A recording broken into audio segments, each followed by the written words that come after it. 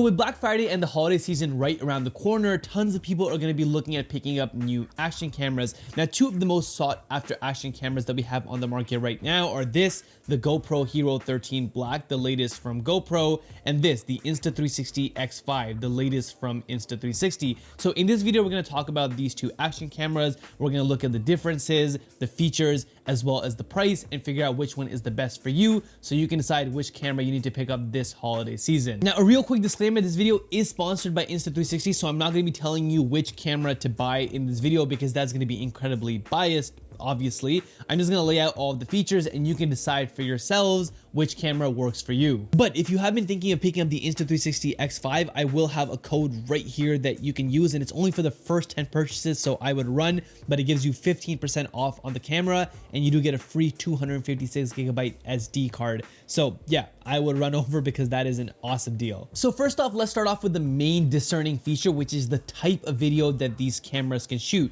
Now, the GoPro Hero 13 traditionally shoots regular action camera footage that you've probably seen tons of across the internet and social media. In fact, it shoots the exact same kind of video that your phone does. Is a traditional video that we're used to seeing in movies, TV shows, and on our favorite YouTube channels. On the other hand, the Insta360 shoots 360 video. Now, this might be something you are or not familiar with, depending on how far you've looked into 360 cameras. But essentially, 360 video is just footage that lets you look around your entire frame, so the camera records everything at the same time, which is why it has two lenses, so one on each side, so that it can kind of see everything, and then you can reframe your video in post. I will be showing you an example of what that looks like really shortly. Just because the Insta360 shoots 360 video, it doesn't mean that it doesn't shoot traditional action camera footage if that's also what you're looking for from this camera. Because it has two different cameras, it can also just isolate to one camera and film traditionally exactly just like a regular action camera would. So you're kind of getting two cameras in one with the Insta360 X5. Now, before I show you an example of how to reframe 360 video and kind of what that whole jazz looks like,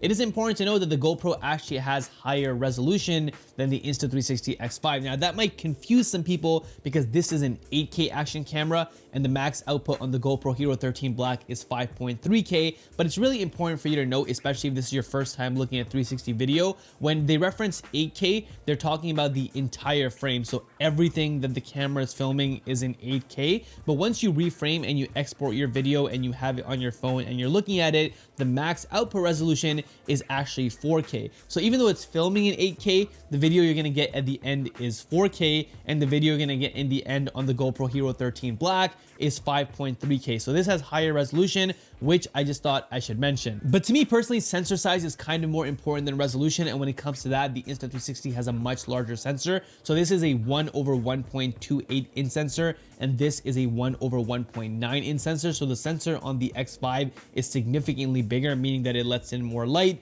has better dynamic range, and does better in low light. And all of that is kind of sort of clear when you look at the footage on these two cameras. Okay, so real quick, the first example I want to show you of what 360 video is like and what it's capable of and how it's different than traditional action camera or regular footage is right here. So right now I'm on the Insta360 Studio. So this is their own free to download software, and this is how you can edit on your computer. There's also a mobile app for you to do it right from your phone, but this is just easier for me to show. So basically right here, I'm on my bike and the camera is mounted right here. You can't see it because the camera is invisible in all of these videos.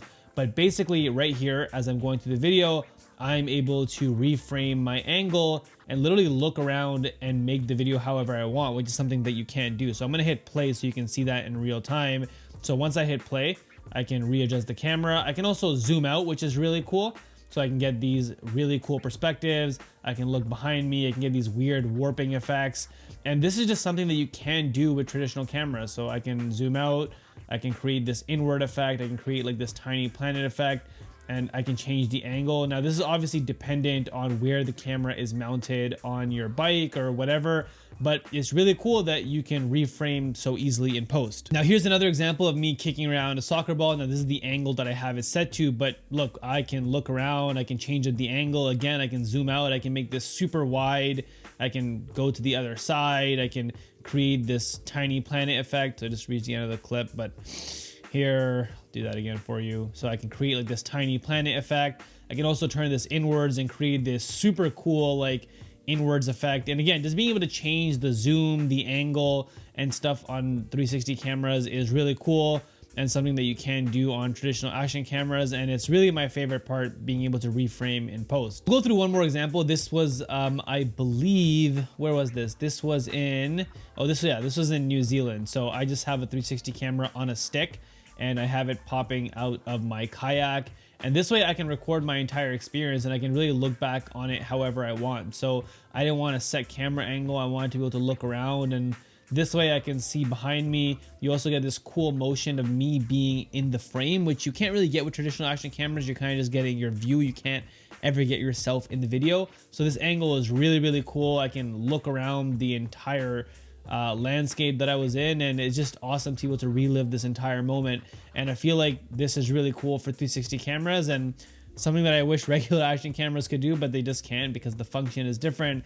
And so again, you can get these cool POVs. I can make this inward as well and zoom in and zoom out and just create these really cool effects. But to me, the coolest thing is just being able to look around and relive everything instead of having to commit to a single camera angle. Coming back to the GoPro real quick, if you're an FPV pilot, I think you can stop watching this video right now, because there's only really one option between these two cameras, and that's the GoPro. And that's mainly because of the built-in gyro data that you get with GoPro, and you're able to stabilize in post using different softwares like GyroFlow, GoPro Player. It used to be called Real Steady before, and you get unreal stabilization, which is really essential for FPV. I know the 360 FPV videos look cool, but if you want to do any kind of professional work in FPV, I think GoPro is the way you gotta go between these two cameras. Next up, let's talk about waterproofing. Now for me, this is not really a big deal because I don't do underwater content, but if you are somebody that does underwater content, the Insta360 X5 is rated for 15 meters of depth without any kind of housing,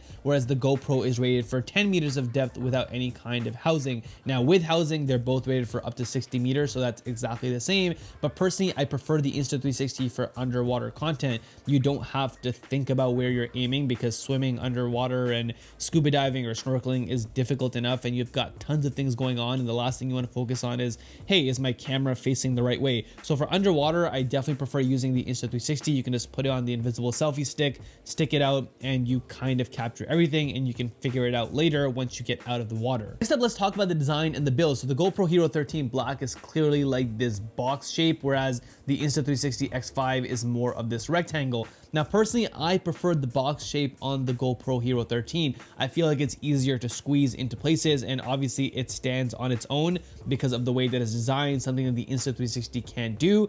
And so for me, that's just a personal choice of having this build over this one. Next up, let's talk about mounting options, and I feel like the GoPro wins here in this category as well. It has a 1/4-inch screw here that you can turn things into, as I mentioned before, because it's a square, you can set it down really easily. And then it also has these fold-out legs that come out really easily. And now you can mount your GoPro on a ton of accessible mounts that are already out there on the market, from GoPro or Amazon or whatever you're looking for. So the mounting options are definitely a lot more flexible on the GoPro Hero 13 Black. Whereas on the Insta360 X5, you really only have the 1/4-inch screw and then some other mounting points for other Insta360 accessories. But the main way to mount it is really the 1/4-inch screw, and that's where you're gonna turn in your invisible selfie stick. So the Insta360 X5 really only has one mounting point, and it can't really stand on its own like the GoPro can. So just because of that and the limited amount of mounting options, I feel like the GoPro is better for mounting in general. I also want to talk about the differences in the lenses. So the GoPro has a detachable lens. So right now I have an ND filter on it, but this comes right off, and this reveals the sensor and the camera underneath. And there's tons of different filters and protective covers that you can put on the GoPro to protect the lens, and it's always guarded against debris, dust, or danger of being damaged. And if you do ever crack the lens cover that you're using at the moment, it's the cover that's gonna crack and not the actual camera. And this can be replaced really easily, which I feel like is a great benefit of GoPro. Now, in contrast, the lenses on the Insta360 X5 are exposed. As you can see, both of them are bare. And so there is a risk that if you're using your camera, you might hit your lens against something and it'll shatter and it'll break.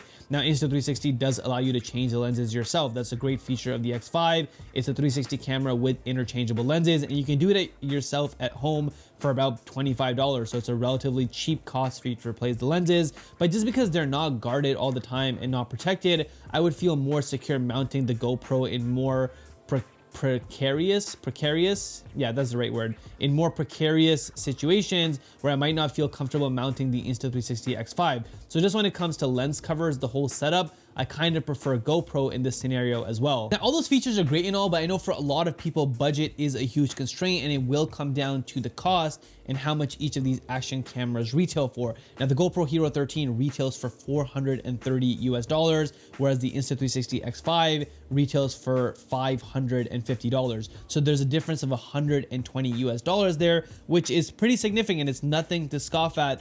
That's a lot of money, and it can really make the difference between which action camera that you're gonna pick up. So if budget is the absolute most important thing to you, then the GoPro is the clear winner here. However, I do want to mention and remind you, like I mentioned at the beginning of this video, that the Insta360 films both 360 video and regular action camera video. So it's kind of like getting two cameras in one. So to me, the extra $120 is justified and is worth it because it just gives you more flexibility in terms of the type of footage that you can get. So again, if budget is the only constraint, get the GoPro. If you're able to spend a little bit more and you want different types of footage, not just traditional action camera, I think the $550 is well worth it on the X5. But like I mentioned at the top of this video, I'm not going to give you a recommendation for what camera you should buy because this video is sponsored by Insta360. So if anything that I said in this video resonated with you in terms of either the resolution, or if you're an FPV pilot, and either if you do underwater content, or if you want to be able to reframe your videos, I think you should just go with whatever action camera meets your needs. Maybe budget is the absolute constraint for you,